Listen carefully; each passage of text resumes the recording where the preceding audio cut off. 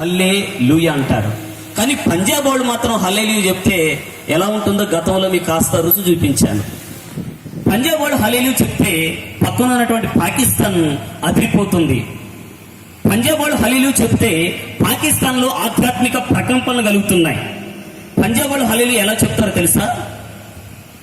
చెయ్యన్న వాళ్ళు కుడి చేతి మాత్రమే పైకెత్తండి, ఒక చెయ్యే ఎత్తండి, అది కుడి చేయి మాత్రం పైకెత్తండి. ఆ కుడి చేతిని ఈ వైపుకు వంచండి. ఆ కుడి చేతిని ఏ వైపుకి?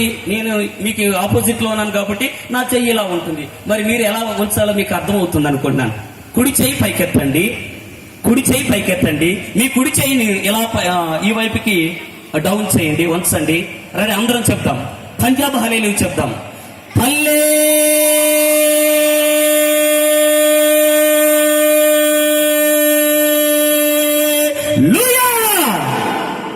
మీరు చాలా తెలివైన వాళ్ళు, ఎందుకంటే చివరిలో చెప్దామని అనుకున్నారు మీరు.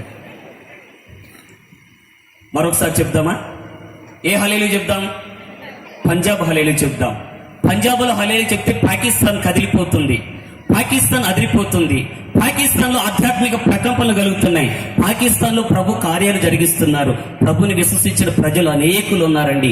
దేవునికి స్తోత్రం కలుగును గాక. ఈ రోజు పంజాబ్ హల్లెలూయా చెప్తే మన ప్రాంతాన్ని దేవుడు కదిలించబోతున్నాడు. దేవుడు మన మధ్యలో అద్భుతాలు చేయబోతున్నాడు. దేవుడు మన మధ్యలో ఆశ్చర్యాలు చేయబోతున్నాడు. దేవుడు నీ హృదయంలో, నీ హృదయ సీమలో ఆధ్యాత్మిక ప్రకంపనలు దేవుడు కల్పించబోతున్నాడు. దేవునికి స్తోత్రం చెప్తాం. చెప్పేవాళ్ళు ఏదో సరిగ్గా చెప్పండి, ఆ చెప్పేదేదో గట్టిగా చెప్పండి. ఈ సమయంలో విజయవాడని పట్టణం నుండి మన మధ్యకు వచ్చినటువంటి దైవజనులు బి ప్రసన్న కుమార్ గారికి సమయాన్ని అప్పగిస్తున్నాను. వారు మనకు వాక్య పరిచయం చేస్తారు. ఒకసారి చప్పట్లు కొట్టి దైవజనులను అభినందిద్దాం.